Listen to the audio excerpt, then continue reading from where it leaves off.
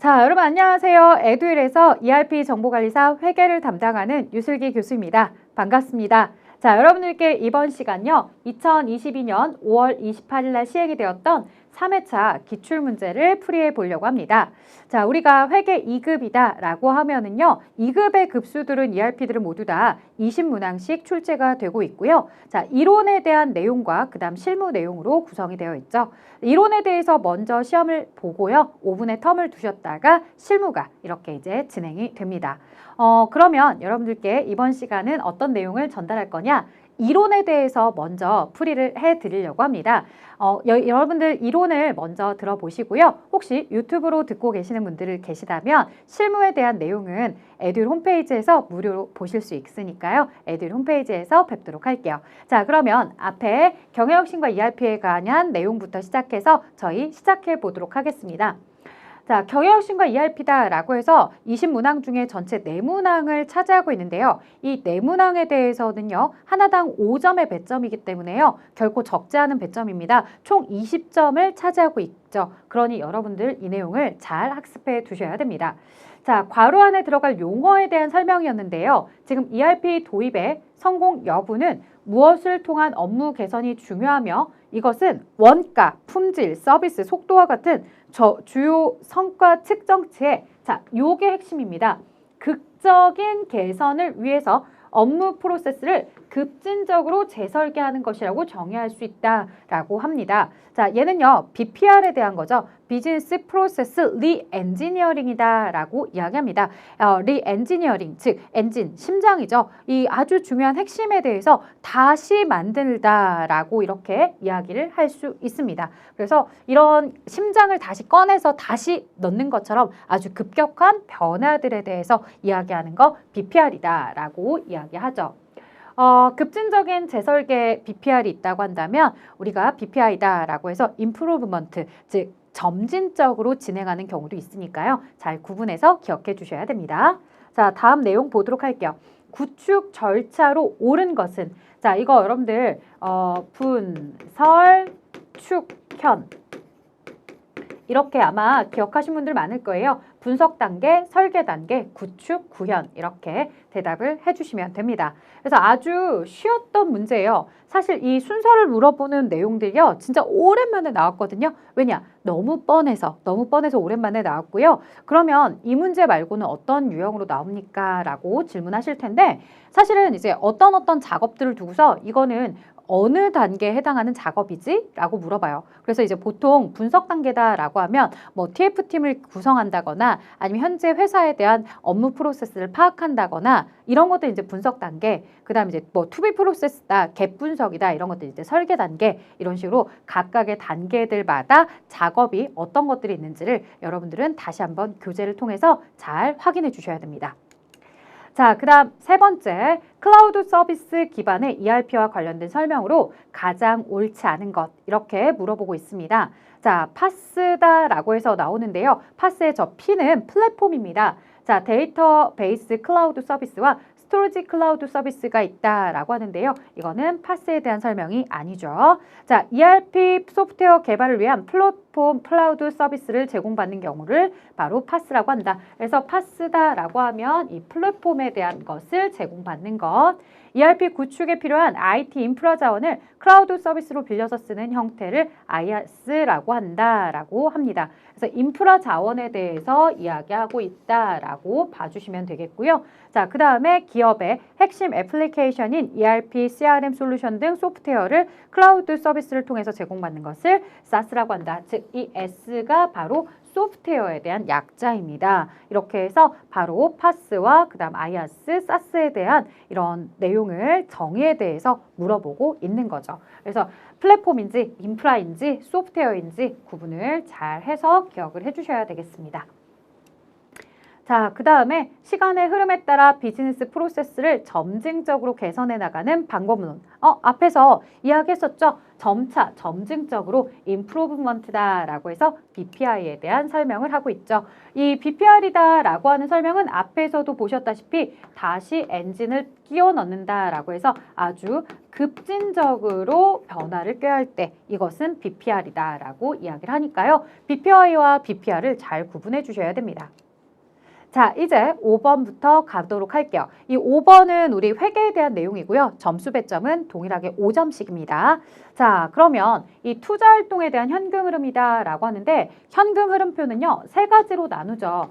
영업 활동에 대한 현금 흐름, 그 다음 투자 활동에 대한 현금 흐름, 마지막 재무 활동에 대한 현금 흐름 이렇게 총 세 가지가 있습니다. 이들에 대한 활동을 구분할 때 저는 재무상태표 그려놓고서 구분을 하고 있습니다. 자, 영업활동에 대한 현금 흐름이다 라고 하면 보통 여기 유동자산 쪽에 대한 내용을 저는 영업활동에 대한 현금으로 봐요. 유동자산에 뭐가 있어요? 당좌와 재고자산 있죠? 네, 즉 재고자산이다 라고 하면 우리 회사의 주된 상품이나 제품에 대한 매출과 관련해서 매출을 하게 되면 현금이 유입이 될 테고 그 다음 재료를 구매하게 되면은 현금이 유출이 되겠죠? 이런 것들은 영업활동에 대한 현금 흐름으로 보는 거죠. 자, 그 다음에 비유동 쪽으로 넘어오게 되면 저는 투자 활동에 대한 현금으로 봅니다. 그래서 이 비유동이다 라고 하면 투자, 유형, 무형, 기타 비유동 이렇게 있는데 바로 이런 투자 자산이나 유형 자산, 무형 자산에 대해서 구입하면서 현금의 유출이 예상이 되기도 하고요. 그 다음에 이들을 매각하게 되면 현금의 유입이 들어오기도 하겠죠. 그래서 투자 활동에 대한 현금 흐름.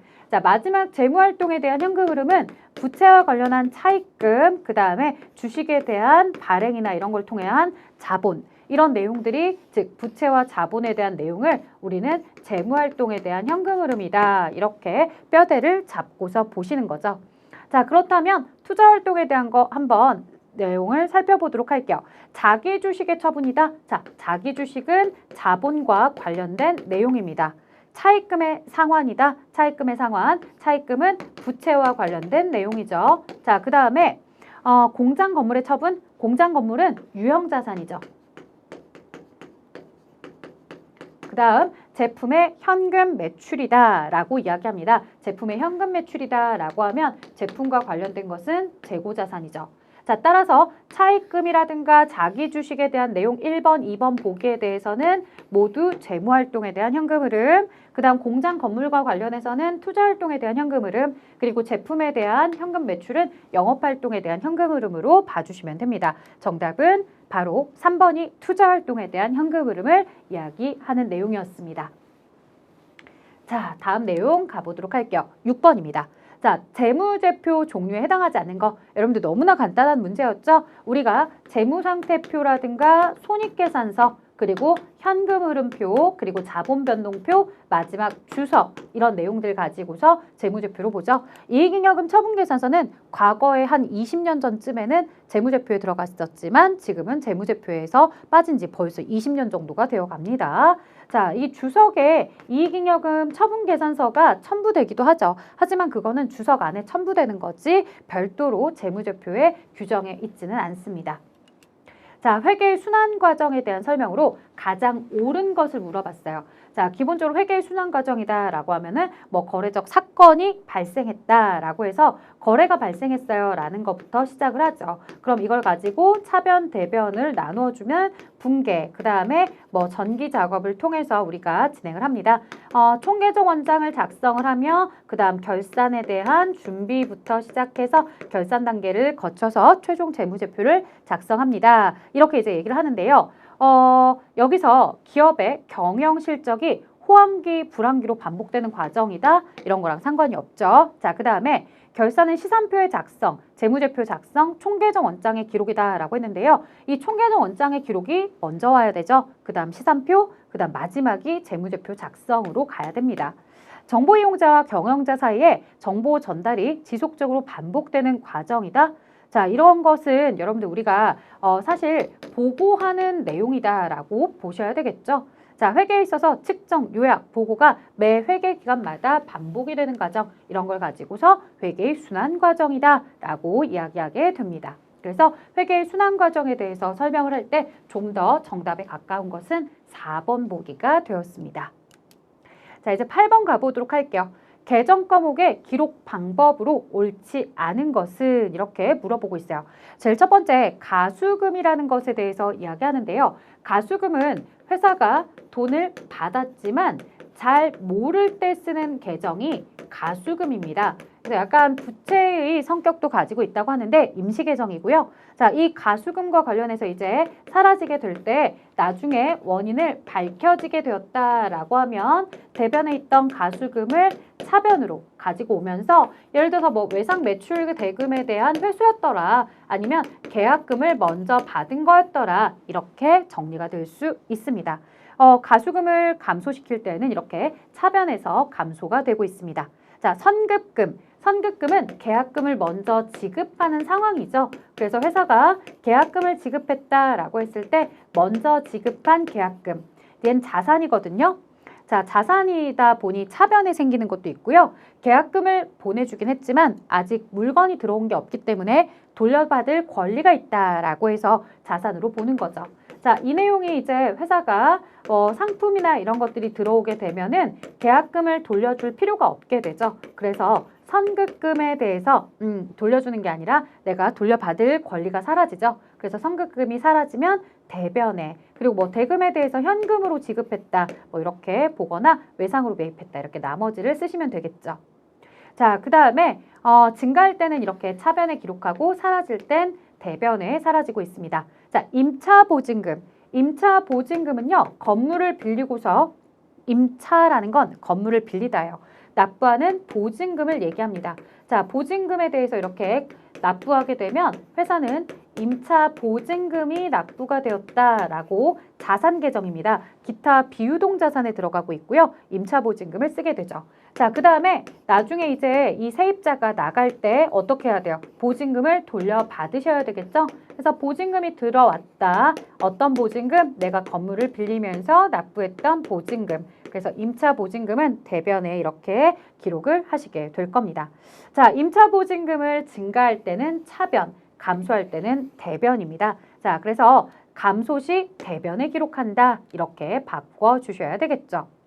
자, 그 다음에요, 여러분들, 기타의 대손상각비는 어떤 걸 가지고서 얘기하냐면 매출채권 이외, 즉 외상 매출금이나 받으러움이 아닌 대여금이라든가 미수금과 관련된 계정들에 대해서 우리가 기타의 대손상각비로 이야기하게 되는데요. 만약 회사가 이런 기타의 대손상각비라는 비용을 인식하고 싶다, 그럼 어떻게 하시면 된다고요? 차변에 기타의 대손상각비이다, 이렇게 하시면 됩니다.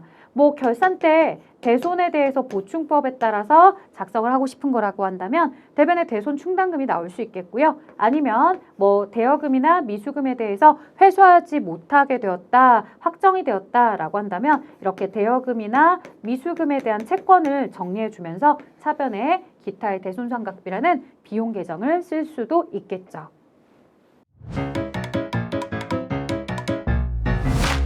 에듀윌 유료 회원만의 특별한 서비스.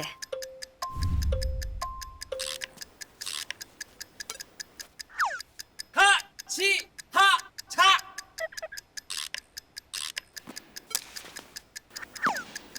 하치하차 정답! 같이 하자 친구야. 에듀윌 유료 회원.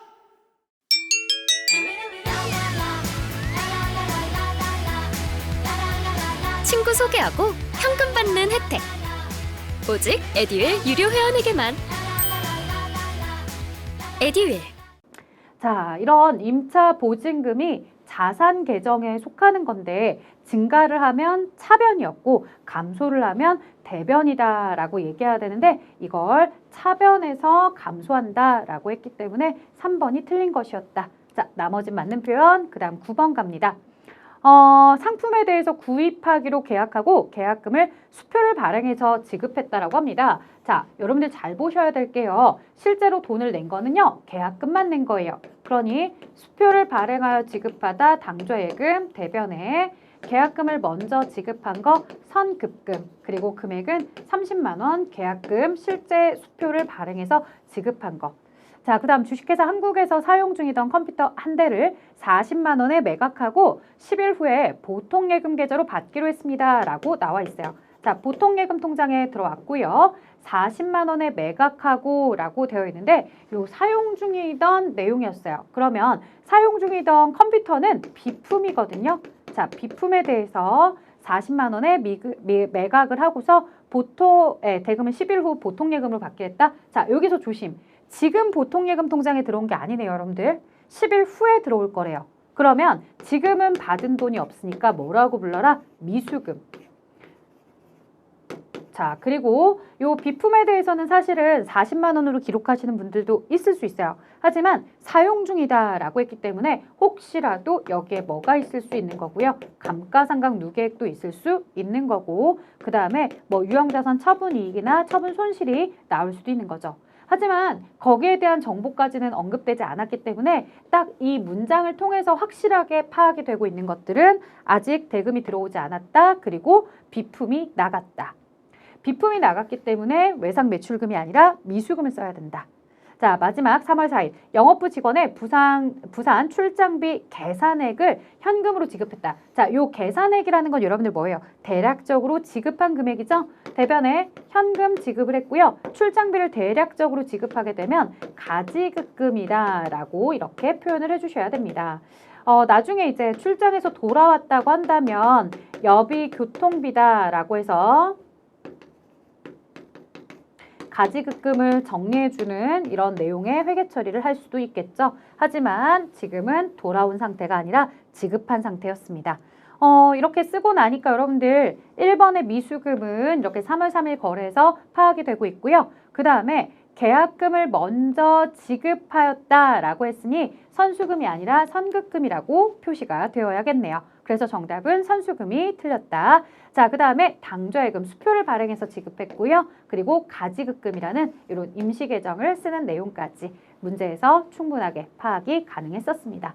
자, 저는 회계 처리를 차변, 대변 나누어서 이렇게 해드리긴 하지만 시험 문제는 차변, 대변 회계 처리를 못한다 하더라도 여러분들이 충분하게 풀 수 있는 내용이죠. 자, 그 다음 10번 볼게요. 보기의 내용을 12월 31일 결산 수정공개 이후 손익계산서에 기록이 될 소모품 B에 대해서 물어봤어요. 소모품 B. 자, 사무용품에 대해서 100만 원 현금으로 구매했고요. 소모품 B 계정으로 처리를 했대요. 자, 그러면 회사가 소모품 B다라고 이야기를 했을 때 대변에 현금 그리고 비용으로 소모품 B 100만 원을 처리한 상태에 하지만 실질적 사용액은 90만 원만 된다. 그러니 사용하지 않은 10만 원에 대해서는 소모품 B 비용을 10만 원 줄이면서 차변에 소모품이다라는 자산으로 10만 원을 기록하자. 회계 처리를 굳이 물어봤다면 이런 회계 처리를 대답해 줬겠죠. 하지만 여기서는 뭐였다? 손익계산서에 비용으로 처리할 건 사용액. 그래서 사용액 얼마? 90만 원. 10만 원만 자산으로 돌리면 되고 비용 10만 원은 이렇게 없애주시면 되는 거죠. 자, 그래서 회사가 손익계산서에 들어가는 양에 대해서 물어봤는데 금액은 바로 얼마만큼이다? 사용한 만큼이다. 자, 차기 회계 연도로 2월되는 즉 차기월 마감 계정 과목을 물어봤는데요. 이 차기로 2월된다, 즉 차기 2월 마감이 된다라고 하는 것은 재무상태표 요소들에다가 쓰는 표현입니다. 재무상태표 요소다라고 하면 우리가 자산, 그 다음에 부채, 그 다음에 자본에 대해서 이야기를 하는 거죠. 손익계산서 요소들은 손익이다라고 해서 집합손익으로 들어가게 되면 이제 끝나게 되는 겁니다. 그래서 2월 되지 않고 이익만 2월이 되도록 되어 있죠. 자, 그러면 여기에서 손익계산서에 해당하는 수익이나 비용은 2월 되지 않으니까 수익 비용은 안 되겠고 2월 되는 아이들 보기 중에 자산부채 자본을 찾아라 라고 했을 때 정답은 영업권. 영업권은 무형자산이잖아요. 이 무형자산과 관련해서는 당연히 2월이 될 것이더라. 자, 하지만 우리가 개발비나 연구비, 개발비 이렇게 얘기하면 무형자산이 될 수 있었죠. 하지만 연구 단계에서 발생한 연구비나 경상적으로 발생한 개발비는 자산의 요건을 갖추지 못했기 때문에 모두 다 손익계산서 비용이었고요. 접대비 당연히 비용 계정이었죠. 자, 그래서 비용 계정들은 우리가 차기 2월 되지 않습니다 라고 해서 빼고 자산 계정이나 혹 보기에 부채 계정이라든가 자본 계정을 체크해 줘야 되겠죠. 자, 12번입니다. 현금 및 현금성 자산을 계산하면 총 얼마입니까? 라고 물어봤어요. 자, 여러분들 보통 이제 현금 및 현금성 자산이다 라고 하면 현금, 그리고 당좌예금, 그 다음에 보통예금, 그리고 현금성 자산, 이 네 가지를 합쳐서 우리가 현금 및 현금성 자산이다 라고 이야기를 해주죠. 자, 그러면 여기에 나와 있는 내용들 제외하고도 저희가 한번 쭉 써보도록 할게요. 지금 뭐 현금이다 라고 하는 금액이 나오긴 했지만 여러분들이 조심하셔야 되는 내용들이 분명히 존재를 하죠. 자, 현금 말고도요, 우리가 수표자가 들어간 내용들이 참 많아요. 뭐에 대해서? 자기압, 수표다, 그 다음에 타임 발행, 당좌수표. 예, 어으면 안 돼요. 타임 발행, 당좌수표. 그 다음에 가계수표. 그 다음에 여행자수표. 이런 것들이 있습니다. 자, 그 다음 수표자가 들어가는 건 다 된 것 같고, 여기서 이제 우편한 증서, 그 다음에 전신한 증서, 소액환 증서, 그 다음에 또 뭐도 있을 수 있냐면 계속해서 만기가 된 국공사채 이자표, 그 다음 배당금 지급 통지표, 그 다음에 일람 출급 어음,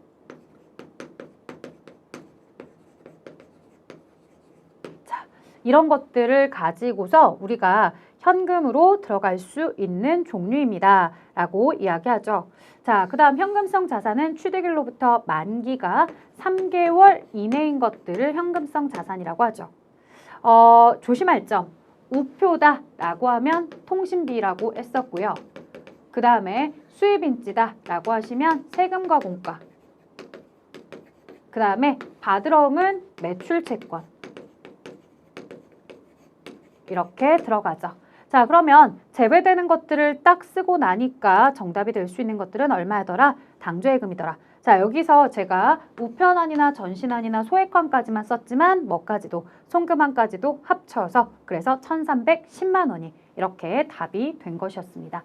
사실은 문제에서 뭐가 될 수 있는 것들을 여러분들이 우선적으로 기억을 하는 것도 물론 중요하지만 되지 않는 것들이 보통 시험 문제에 이렇게 우표, 수입인지, 받으러 나옵니다. 그래서 안 되는 것들을 기억하는 것도 하나의 방법일 수 있겠구나. 안 되는 걸 제외하고서 나머지를 모두 다 더해봤더니 답이 나오더라 라고 해서 체크할 수도 있죠.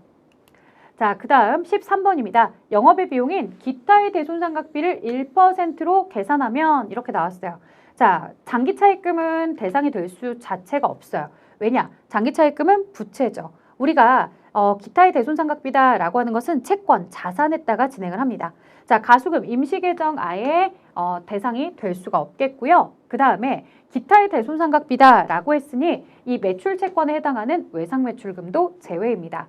그러면 대여금이나 미수금 혹은 선급금도 어디에 해당하는 거다? 채권에 해당하는 거죠. 자, 따라서 대여금에 대한 내용과 선급금에 대한 내용을 더했을 때 이 부분에 대해서 몇 %다? 1%다 라고 해서 얼마? 4만 원이 이렇게 계산이 되도록 되어 있는 거죠.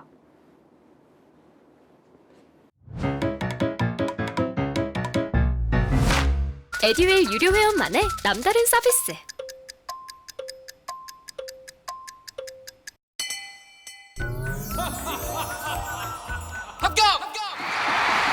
합격하고 돈도 받는 혜택. 오직 에듀윌 유료 회원에게만. 에듀윌. 무료 합격!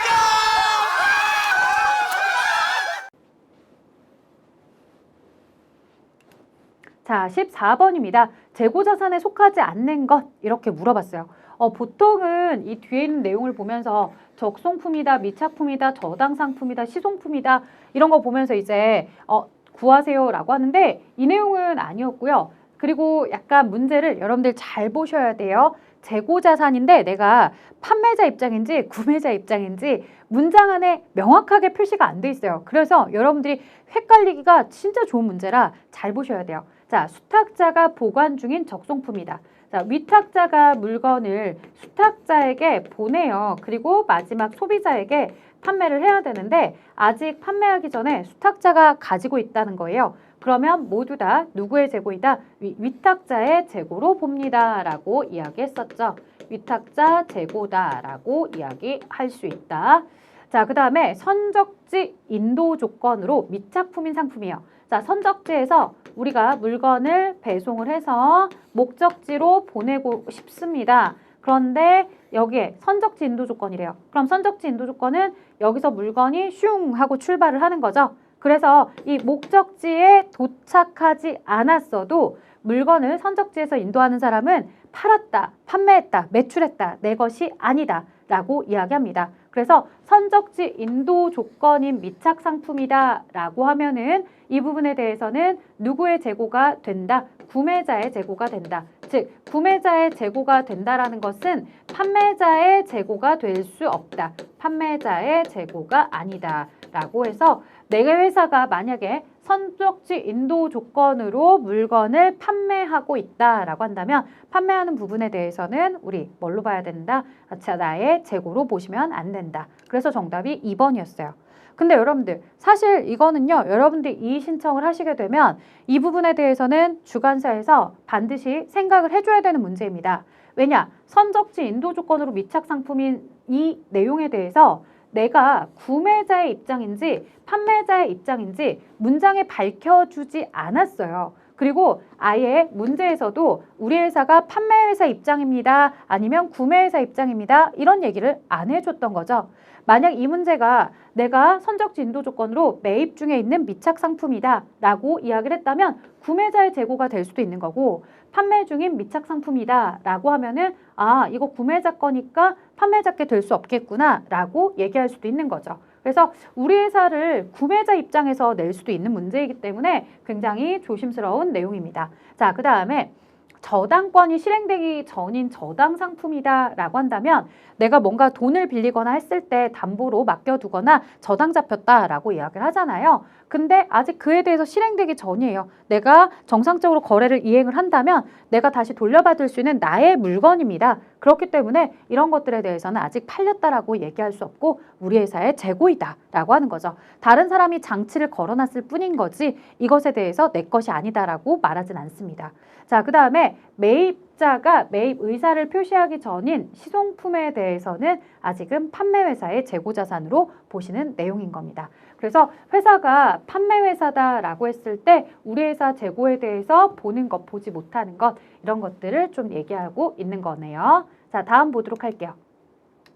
유형자산의 자본적 지출로 분류되지 않는 것을 물어보고 있습니다. 자, 자본적 지출이다 라고 하면 우리가 내용연수가 증가한다거나 아니면 생산량이 증대되는 걸 가지고서 우리는 자본적 지출이다 라고 하죠. 건물 내에 피난시설을 설치한다거나 냉난방 장치를 설치한다거나 기계장치에 능률 향상이 있다고 한다면 모두 다 우리는 자본적 지출이다 라고 하죠.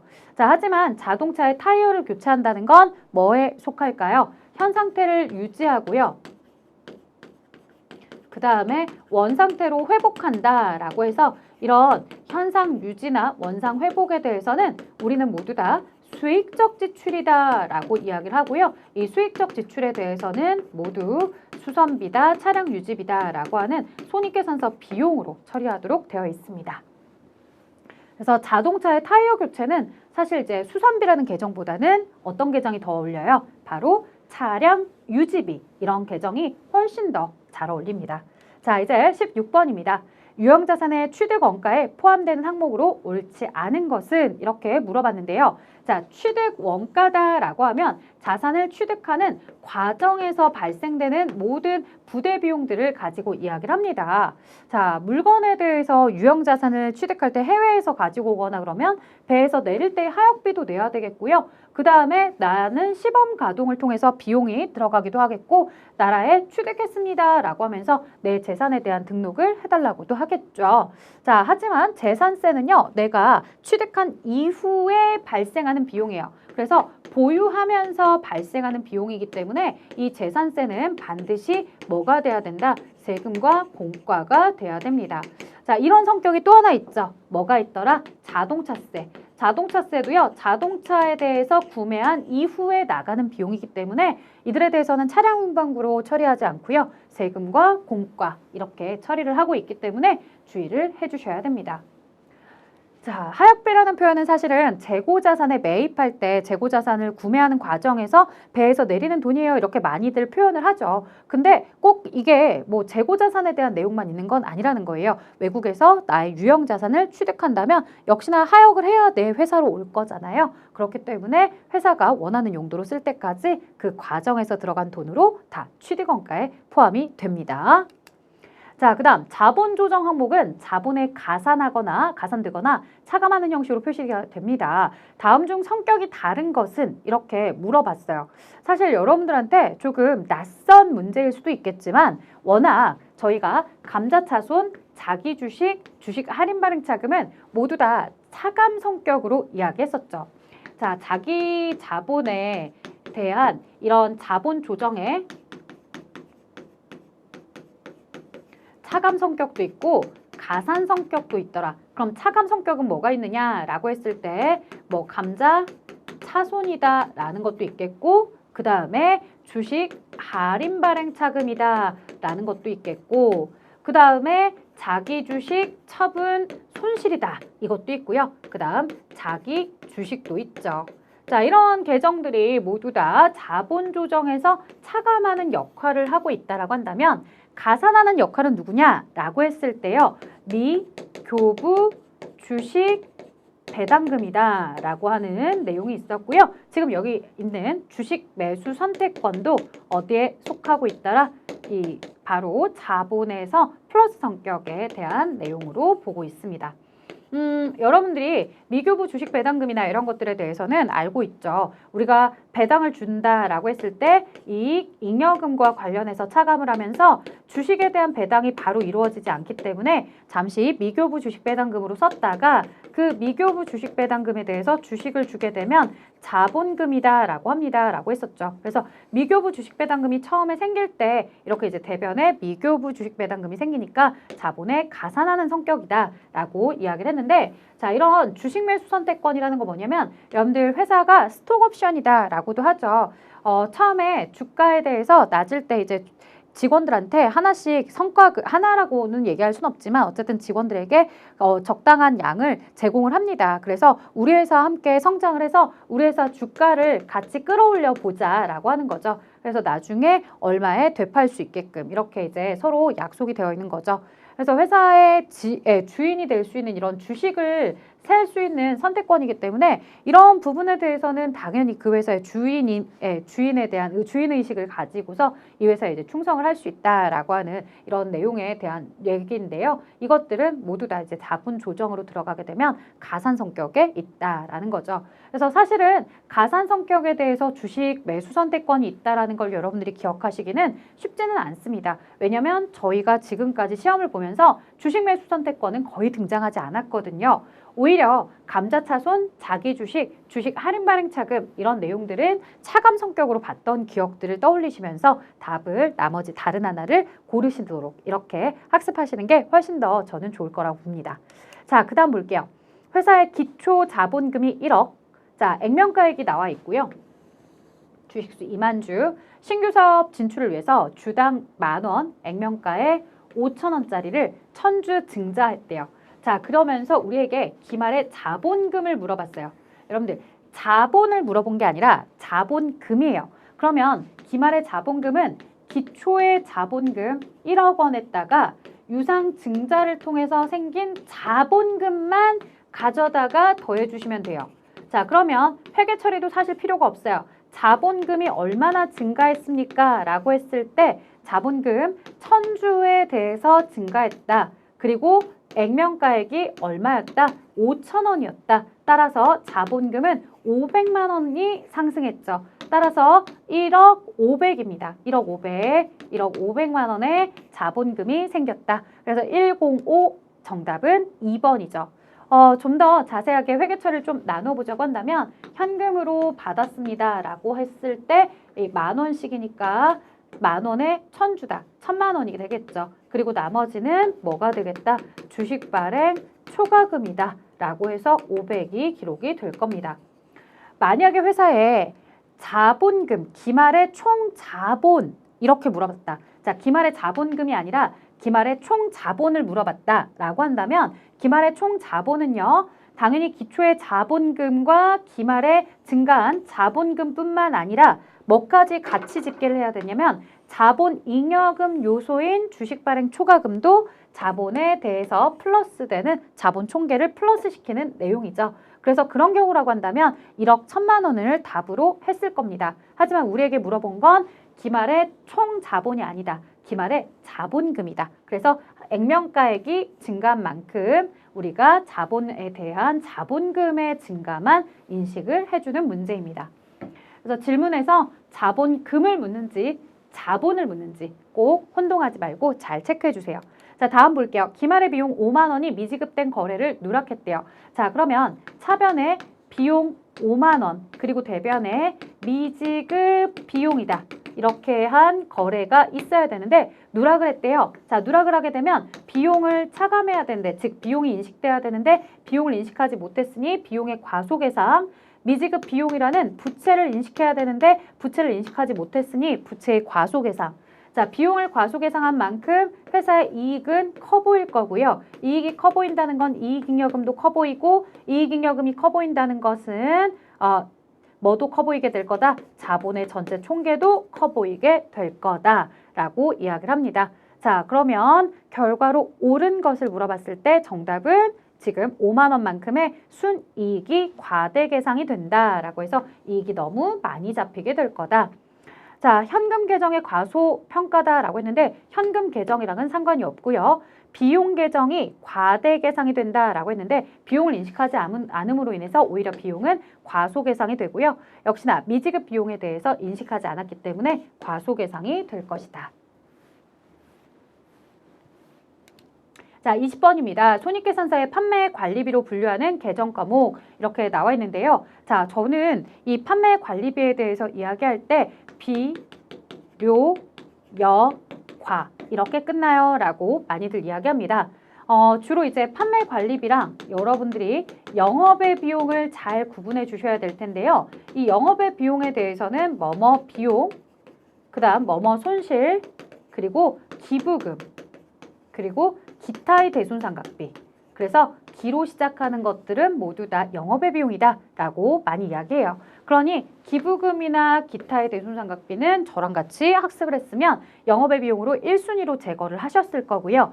연구비와 그 다음에 매입 시 발생한 운송비가 있는데요. 여러분들 우리가 운반비와 관련해서는 매출을 하는 시점에 운반비는 판매관리비로 들어가겠지만 매입할 때는 우리가 차변했다가 뭐라고 부르셔야 돼요? 상품 이렇게 불러주셔야 되죠. 그래서 해당하는 자산 계정이 증가해야 되기 때문에 정답은 2번이 연구비가 바로 뭐가 되더라? 판매 관리비가 되더라. 4번 같은 경우는 자산으로 들어가는 요소이고요. 나머지 1번과 3번은 영업의 비용이었습니다.